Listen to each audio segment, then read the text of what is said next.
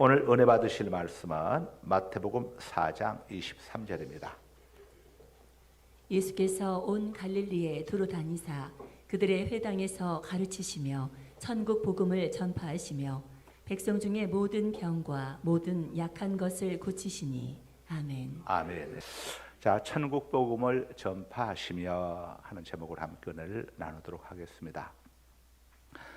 예수님은 공생애를 시작하시면서 세 가지 사역에 집중을 하셨습니다.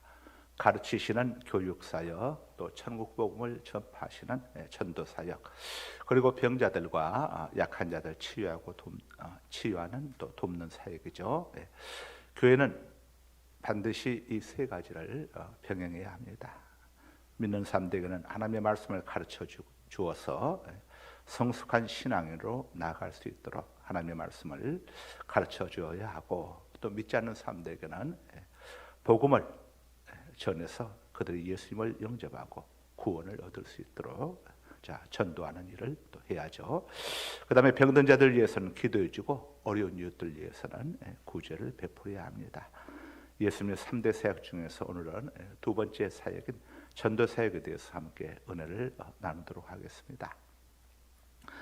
세상 사람들은 교회에 대해서 잘 모르는 사람들이 많습니다. 왜 교회가 존재하는지에 대해서 정확히 알지를 못하죠. 그래서 교회가 세상 사람들로부터 많은 또 불필요한 오해들을 받고 있습니다. 이것은 홍보 부족이다, 이렇게 생각을 합니다. 홍보가 아주 중요합니다. 우리는 교회의 존재 이유에 대해서 홍보를 열심히 해야죠. 무엇보다도 예수님에 대해서 홍보를 열심히 해야 합니다. 그래야 많은 사람들이 예수님을 영접하고 구원받고 천국 갈 수 있습니다.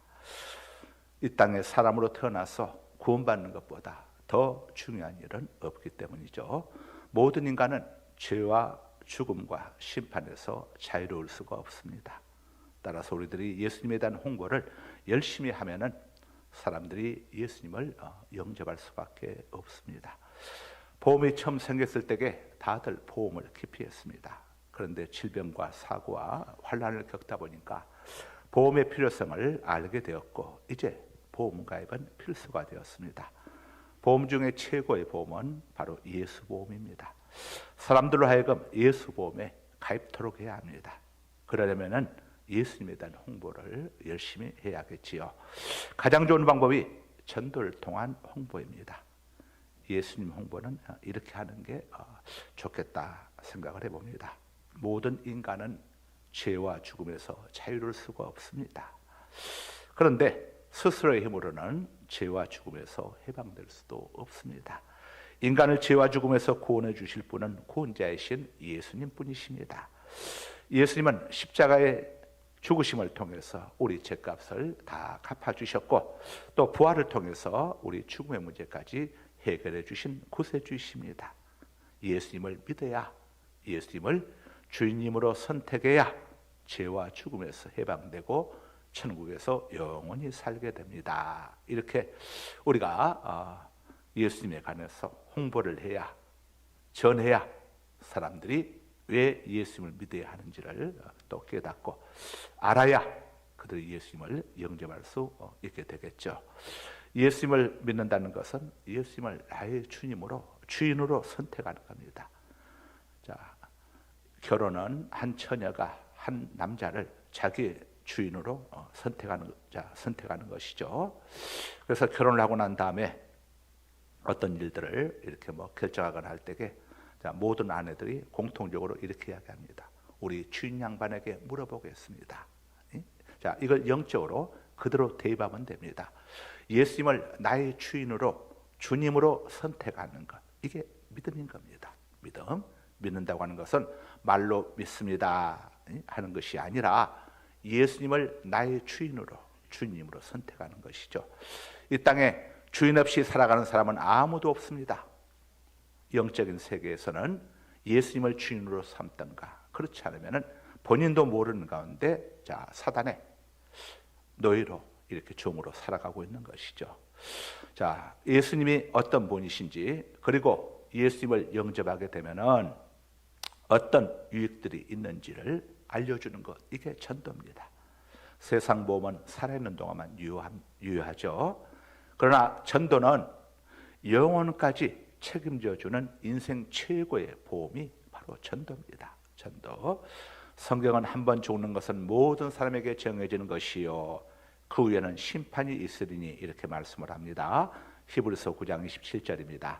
한 번 죽는 것은 사람에게 정해진 것이요 그 후에는 심판이 있으리니. 자, 여기서 심판은 분리를 이야기하는 거죠. 사람은 몸과 영혼으로 창조가 되었습니다. 창세기 2장 7절입니다. 여호와 하나님이 땅의 흙으로 사람을 지으시고 생기를 그 코에 불어넣으시니 사람이 생명이 되니라. 예, 사람이 죽으면 몸은 흙에서 왔으니까 흙으로 돌아갑니다. 화장을 하든 수장을 하든 매장을 하든 다 결국 흙으로 돌아갑니다. 그러나 우리 영혼은 죽지 않고 낙원과 음부, 천국과 지옥으로 이렇게 분리가 되어집니다. 이게 심판입니다. 죄값을 이 땅에서 다 청산한 사람은 낙원, 천국으로 이렇게 들어가지만 이 땅에서 자기 죄값을 해결하지 못한 사람들은 음부, 지옥으로 들어가게 됩니다. 죄값은 사망이기 때문입니다. 여기서 사망은 영원한 형벌을 이야기하는 거죠. 그런데 세상에 죄 없는 사람은 아무도 없습니다. 모두가 다 죄인입니다. 로마서 3장 10절입니다. 기록된 바 의인은 없나니 하나도 없으며. 죄 없는 사람은 하나도 없다 이겁니다. 성경에 기록된 바 죄가 없는 사람은 하나도 없다 이거죠. 모두가 다 죄인이다 이겁니다. 23절도 읽어주세요. 모든 사람이 죄를 범하였음에 하나님의 영광에 이르지 못하더니. 모든 사람이 죄를 범하였음에 자, 구원받을 만한 사람이 하나도 없더니 성경이 이렇게 이야기하죠. 모든 사람은 태어날 때부터 짊어지고 나온 죄가 있습니다. 이게 언제입니다. 저는 고시인데 저는 태어날 때부터 고시로 태어났습니다. 고시에게서 태어났으니까 이게 언제입니다. 언제. 태어나고 난 다음에 각자가 지은 죄를 자범죄라고 합니다. 죄는 알고 지어도 죄지만 모르고 지어도 죄인 것이죠. 자, 이 컵에 독이 들어있다는 것을 알고 제가 마셔도 죽지만 모르고 마셔도 죽습니다. 이것처럼 죄는 알고 짓든 모르고 짓든 죄인 겁니다. 법정에서 제가 모르고 그랬습니다 한다고 해서 재판관이 몰라서 그랬습니까? 그러면 무죄입니다 하는 경우는 전혀 없습니다. 그러므로 누구든지 스스로의 힘으로는 자기 죄에서 구원받을 길이 없습니다. 아무도 심판을 피할 수 없습니다. 이런 우리 인생들을 불쌍히 여기셔서 죄값 때문에 영원한 지옥에 던져질 우리들을 불쌍히 여겨주신 우리 하나님께서 우리들을 사랑하사 독생자이신 예수님을 이 땅에 보내주셔서 예수님을 통해 우리의 죄값을 다 청산해 주셨습니다. 우리 예수님이 이유 없이 고난받고 죽으신 것이 아니고 그가 찔림은 우리의 허물 때문이요 그가 상함은 우리의 죄악 때문이라. 그가 징계를 받음으로 우리가 평안을 누리고 그가 채찍에 맞음으로 우리가 나음을 입었도다. 우리는 나의 양과 같아서 그릇 잘못 행하여 각기 죄길로 갔거늘 여호와께서는 우리 무리의 죄악을 그에게 예수 그리스도에게 담당시키셨도다. 옮기셨도다. 이렇게 이사야 선지자는 우리에게 알려주고 있습니다. 따라서 누구든지 이제 예수님을 믿으면 예수님을 주인으로 선택하게 되면은 죄사함을 받을 수 있습니다. 신데렐라가 왕자님과 결혼하니까 왕자비가 되어서 왕자님이 누리는 것을 함께 누릴 수 있었던 것처럼 우리가 예수 왕자님을 우리가 우리의 신랑으로 주인으로 선택하게 되면은 주님께서 이루신 것들을 우리가 함께 누릴 수가 있는 겁니다. 이게 하나님의 법칙입니다. 로마서 3장 26절에서 28절입니다. 곧 이때에 자기의 의로우심을 나타내사 자기도 의로우시며 또한 예수 믿는 자를 의롭다 하려 하심이라. 그런즉 자랑할 때가 어디 있느냐? 그런즉 자랑할 때가 어디냐? 있을 수가 없느니라. 무슨 법으로냐? 행위로냐? 아니라 오직 믿음의 법으로니라. 그러므로 사람이 의롭다 하심을 얻는 것은 율법의 행위에 있지 않고 믿음으로 되는 줄 우리가 인정하노라. 신데렐라가 공부 잘해서 신데렐라가 된 게 아닙니다. 뭐 선한 일을 많이 해서 신데렐라 왕자비가 된 게 아니죠. 신데렐라가 왕자비가 된 이유는 단 하나, 왕자님과 결혼했기 때문입니다. 예수님을 믿는다고 하는 원리도 이와 같은 것입니다. 자, 반면에 그래서 예수님을 영접하고 세례를 받게 되면은 죄와 심판에서 자유함을 얻게 됩니다. 해방되는 것이죠. 누구든지 이 복음을, 예수님을 믿으면 구원을 받는다고 하는 이 복음을 믿고 예수님을 영접하고 세례를 받게 되면은 누구나 다 구원을 받습니다. 반면에 예수님을 거부한 인생들은 모두 정죄를 받게 되는 것이죠. 마가복음 16장 15절에서 16절을 읽어주시기 바랍니다. 또 이르시되 너희는 온 천하에 다니며 만민에게 복음을 전파하라. 믿고 세례를 받는 사람은 구원을 얻을 것이요 믿지 않는 사람은 정죄를 받으리라. 예수님을 자기의 주인으로 선택을 해서 세례를 받는 사람은, 이건 결혼식, 자, 우리의 결혼식과 같은 겁니다. 세례를 받는 사람은 구원을 얻을 것이요, 자, 믿지 않는 사람은 정죄, 형벌을 받으리라. 이렇게 성경이 말씀을 하고 있죠. 이게 복음입니다. 누구든지 예수님을 나의 주인으로 선택을 해서 나의 주인으로 선택한다는 고백이 바로 세례인 겁니다. 세례를 받는 사람은 세례 자체가 중요하다는 것이 아니라 예수님을 나의 신랑으로 주인님으로 선택한다는 고백을 외적으로 표시하는 게 바로 세례인 겁니다. 그래서 믿고 세례를 받게 되면은 정죄를 받지 않습니다.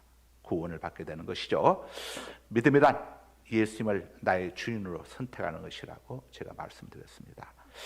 예수님을 주인으로 선택하고자 이렇게 선택해서 살아가려면 얼마나 행복합니까? 그런데 그렇지 못한 분들이 많이 있죠. 왜 그렇습니까? 예수님을 주인님으로 모시고 살아가지 않고 예수님을 하인이나 신부름꾼으로 여기며 살아가고 있기 때문에 그렇습니다.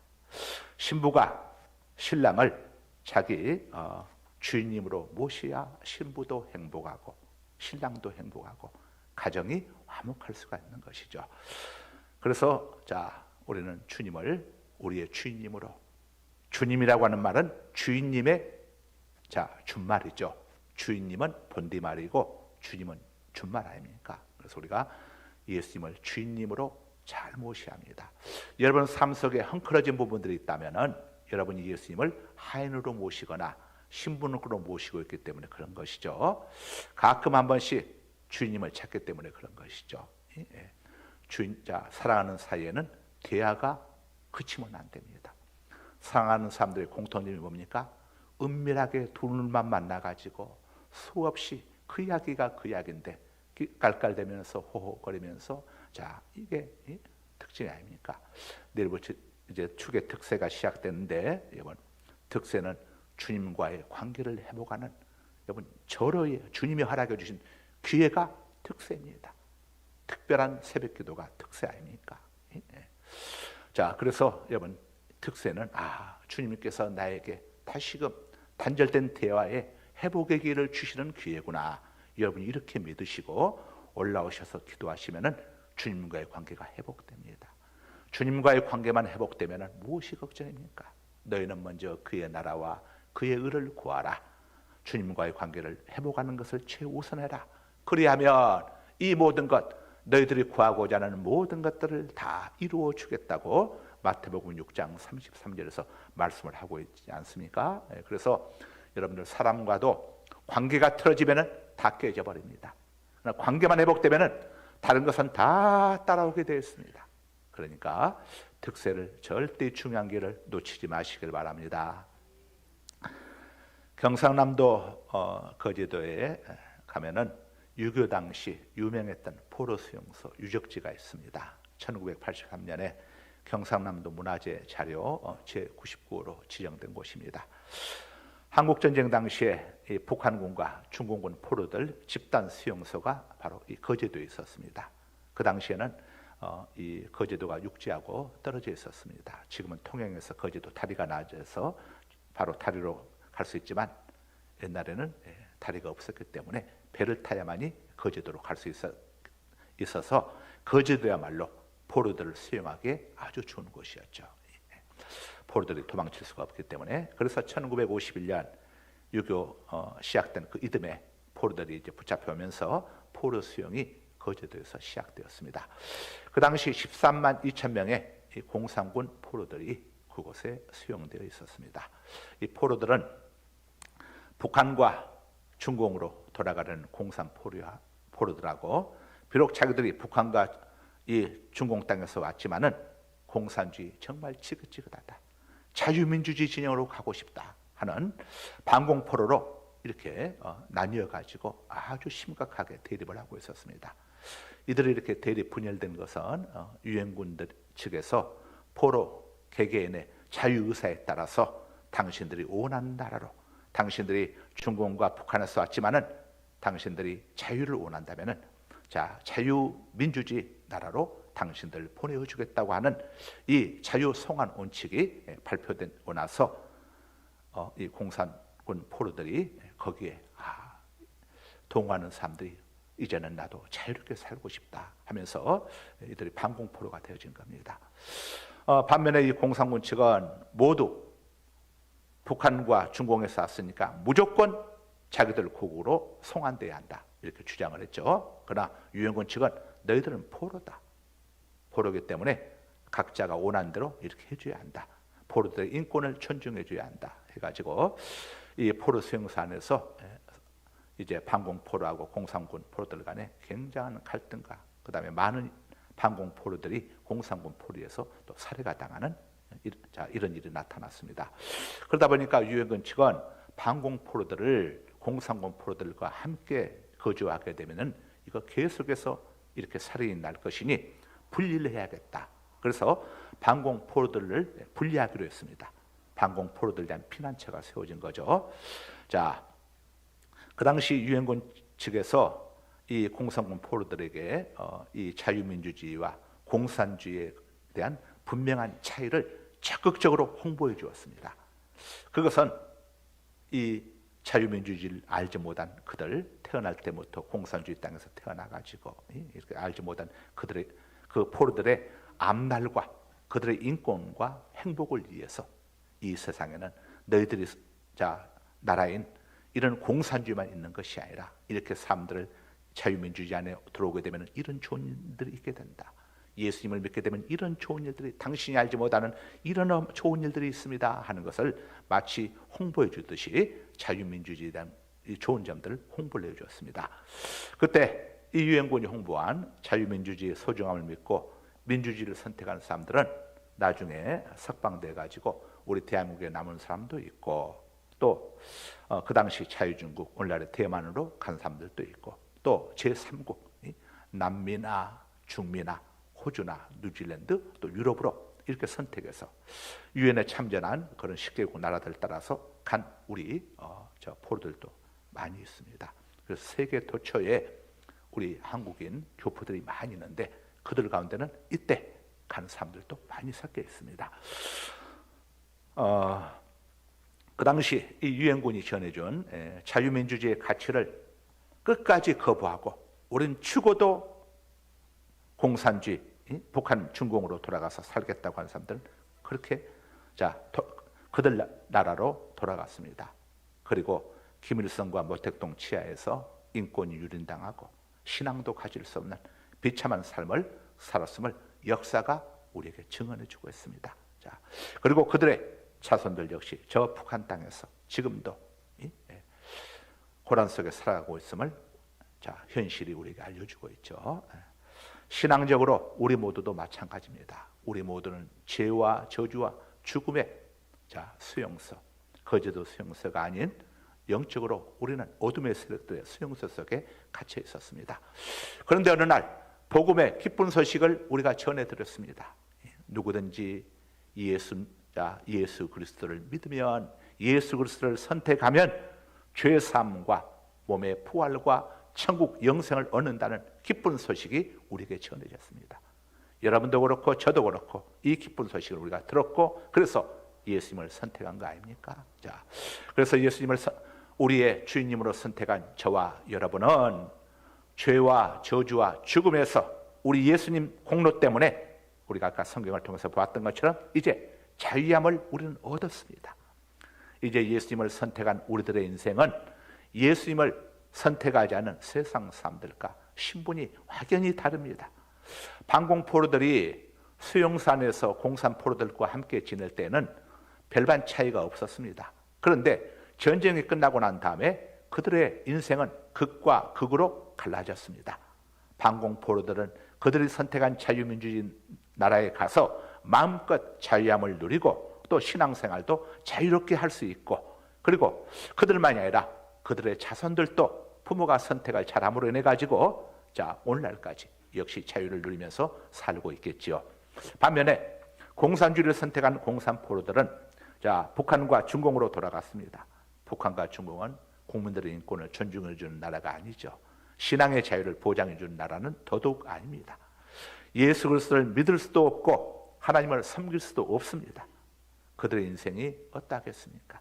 아무리 땅에서 공산 당원이 돼가지고 어떤 것을 누렸다고 할지라도 그 인생은 잠깐이고 죽고 난 다음에 그들의 죄값 때문에 지옥의 형벌을 피할 수가 없는데, 그들이 공산당 어떤 대우를 받았다고 한들 그들의 인생이 행복한 인생이 될 수가 있겠습니까? 이 땅에서는 예수님을 선택한 성도와 예수님을 선택하지 않고 거부한 불신자 간에 포로 수용산에 있었던 그 공산군 포로들처럼 별반 차이가 없습니다. 없어 보이죠. 그런데 죽음 이후 신자와 불신자의 운명은 하늘과 땅처럼 달라지게 됩니다. 예수님을 선택한 신자는 천국으로, 예수님을 거부한 불신자는 지옥으로 던져져서 뜨거운 불못 속에서 영원히 고통 속에 살아야 하는 게 현실이고, 성경이 우리에게 정확히 알려주고 있는 겁니다. 거제도 공산포로들이 사는 길은 하나, 자유민주주의를 선택하는 것이었습니다. 아무리 무식하고 못난 사람이라도 자유민주주의를 선택한 사람은 자유민주주의 진영에 남을 수가 있었습니다. 그러나 아무리 유식하고 잘난 사람도 공산주의를 선택한 자는 깡그리 공산 진영으로 돌아갔어. 돌아갔고 그들의 말로는 얼마나 참담한가 하는 것을 성경이 우리에게 알려주고 있는 겁니다. 구원받지 못한 인생들의 말로가 얼마나 불쌍합니까? 누가복음 16장에 지옥에 들어간 부자가 이 땅에서는 많은 것을 누렸지만은 지옥 음부 속에 던져져서 그 뜨거운 불꽃 속에서 물 한 방울도 얻어먹을 수 없는, 물 한 방울도 구할 수 없는 지옥의 뜨거운 불못 속에서 얼마나 고통스러워하면서 자기를 구원해달라고 호소했습니까? 예수 그리스도를 선택하지 않고 거부함으로 구원받지 못한 인생들의 최종 목적지가 바로 지옥입니다. 지옥은 하나님의 은혜가 전혀 미치지 않는 곳, 이게 지옥입니다. 그러니 물 한 방울도 구할 수 없는 곳입니다. 이사야 14장 11절입니다. 내 영화가 수월에 떨어졌으며 내 비파 소리까지로다. 구더기가 내 아래에 깔리며 지렁이가 너를 덮었도다. 구더기가 매트리스가 되고 지렁이가 이불이 되는 곳, 이게 지옥이라고 성경이 우리에게 알려주고 있습니다. 지옥은 구약 성경에만 나오는 것이 아니고 우리 예수님께서도 지옥의 실제함을 우리에게 알려주셨어요. 지옥의 현상을 예수님이 이렇게 말씀해 주셨습니다. 마가복음 9장 48절에서 49절입니다. 거기에는 구더기도 죽지 않고 불도 꺼지지 아니하느니라. 사람마다 불로써 소금치듯 함을 받으리라. 지옥에서는 죽을 수가 없습니다. 이 땅에서는 살다가 힘들면 죽어버리면 다 잊어버릴 거라고 생각을 해서 자살도 하고 이렇게 죽음을 택하지 않습니까? 그런데 지옥에서는 죽지가 않아요. 영원히 고통만 당하지 죽음이 없습니다. 불도 꺼지지가 않습니다. 아무리 이 땅에서는 화재가 나도 시간이 지나게 되면 꺼지지 않습니까? 지옥에서는 영원히 타오릅니다. 사람마다 불로써 소금 치듯 함을 받으리라고 했습니다. 여러분, 상처에 소금을 한번 뿌려보세요. 얼마나 고통스러운가. 여러분, 불로써 그렇게 고통받게 되는 곳이 바로 지옥임을 우리에게 알려주고 있어요. 죽지 않고 고통의 형벌만이 영원히 계속되는 곳, 이곳이 지옥입니다. 여러분, 동화 속의 이야기가 아닙니다. 우리 모두가 믿지 않고 죽는 자들이 바로 경험하게 되는 곳이 지옥인 겁니다. 그래서 누가복음 16장에 날마다 화롭게 연락하던 부자가 죽자마자 이 지옥에 들어가가지고 물 한 방울 구할 수 없다 보니까 나골에 있는 천국에 있는 아브라함을 바라보면서 구해달라고 도움을 요청하지 않습니까? 예? 그래서 예수님께서는 어떤 대가, 어떤 희생을 치르더라도 지옥을 피하라고 말씀을 하신 겁니다. 마가복음 9장 43절입니다. 만일 네 손이 너를 범죄하게 하거든 찍어버리라. 장애인으로 영생에 들어가는 것이 두 손을 가지고 지옥 곧 꺼지지 않는 불에 들어가는 것보다 나으니라. 성경은 지옥의 참담함을 알려주면서 어떤 희생과 대가를 치르고서라도 지옥을 피해야 한다고 말씀합니다. 지옥을 모르는 사람들에게 지옥의 실제함을 알려주고 지옥을 피할 수 있는 길까지 알려주는 것이 바로 복음 전파입니다. 이 엄청난 복음 전파를 담당하라고 주님께서 피 흘려 세우신 기관이 바로 교회인 겁니다. 그런즉 교회가 얼마나 고마운 것입니까? 이 땅에 지옥을 피할 수 있는 길을 알려주는 곳이 어디에 있습니까? 학교에서 가르쳐 줍니까? 여러분, 나라에서 가르쳐 줍니까? 이걸 가르쳐 줄 수 있는 유일한 기관이 예수님이 피 흘려 세우신 주님의 몸된 교회인 겁니다. 마태복음 16장 19절입니다.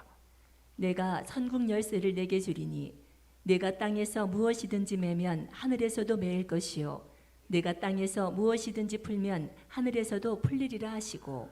교회는 천국 열쇠를 맡은 곳입니다. 이 땅의 모든 사람들에게 천국을 문을 열어줘야 하는 책임이 교회에 있습니다. 그런데 이 교회는 이 교회는 건물이 아닙니다. 예수님을 믿은 우리가 바로 교회인 겁니다. 건물은 예배당이죠. 우리가 교회인 거죠. 다시 말하면 이 책임이 이 예배당 건물에 있는 것이 아니라 우리 각자에게 있다는 사실을 우리가 기억해야 하는 겁니다. 전도는 논리적으로 상대방을 설득하는 것이 아닙니다. 예수 믿으라고 사정할 것도 아닙니다. 그냥 담대하게 전해주면 됩니다. 아쉬운 쪽은 전도 받는 쪽이지 우리가 아닙니다. 그래서 주님께서는 복음을 전하면서 당당하게 전하고 상대가 복음을 받아들이지 않거든 문에서 먼지를 털어버리고 떠나라고 했습니다. 여러분, 복음은 값싼 게 아닙니다. 세상에 이 복음처럼 귀한 게 어디에 있습니까? 그래서 우리는 전도할 때에 당당하게 합니다. 자, 예수 천당 불신 지역 외쳤던 최권능 목사님은 확신을 가지고 담대하게 복음을 전했어요. 그랬더니 받아들이는 사람들이 이 8글자에 놀래가지고 어떻게 하면 지옥을 피할 수 있습니까? 어떻게 하면 천당에 들어갈 수 있습니까? 그래서 예수님을 많은 사람들이 최권능 목사님을 통해서 믿었음을 우리 한국 초대교회사가 우리에게 알려주고 있지 않습니까? 한국 교회사가 우리에게 알려주고 있습니다. 예수님을 선택하면 어떤 놀라운 유익들이 있는지 알려주는 것, 홍보하는 것, 이게 전도인 겁니다. 예수님 선택하면 우리가 오늘 또 사도신경을 통해서 고백한 것처럼 죄 사함을 받고 몸이 다시 살게 되며 영생을 얻게 된다는 이 복음을 전하게 되면 그 다음은 성령님이 역사하십니다. 전도는 하나님이 가르쳐 주신 최고의 천국 홍보 방법입니다. 아직도 교회 나오지 않는 여러분 가족들, 여러분은 천국과 지옥을 전해야 합니다. 이 땅에 살아있는 동안에 천국을 선택하지 않으면 지옥을 피할 수 없다는 진리를 담대히 전해줘야 합니다. 거제도 포로 수용소에서 유엔군 측을 통해 자유민주주의와 공산주의의 차이점을 듣고 자유민주주의를 선택한 포로들이 훗날 자신들이 바른 선택을 할 수 있도록 도와준 유엔군 측에 대해서 얼마나 고마워했겠습니까? 이와 마찬가지로 우리도 우리의 가족들에게, 우리의 지인들에게 예수님을 믿음으로 얻게 되는 유익과 예수님을 선택하지 아니함으로 얻게 되는 불이익과 거기에 대한 심판에 관해서 우리는 전해만 주면 되는 겁니다. 이 한 영혼이 온 천하보다 귀하다고 성경은 말씀하지 않습니까? 그래서 이 복음을 많은 사람들에게 전해주었어. 우리가 일단 전하게 되면 그 다음은 성령님이 역사하게 되었습니다. 그래서 많은 영혼들이 주님 앞으로 돌아오게 하는 것, 이것이 교회인 우리들이 해야 할 사명인 것입니다. 이 일을 열심히 하는 자에게 성경은 우리에게 놀라운 축복을, 상급을 약속하고 있습니다. 다니엘서 12장 3절입니다. 지혜 있는 자는 궁창의 빛과 같이 빛날 것이요 많은 사람을 옳은 대로 돌아오게 한 자는 별과 같이 영원토록 빛나리라. 아멘. 기도합니다. 거룩하신 우리 아버지 하나님,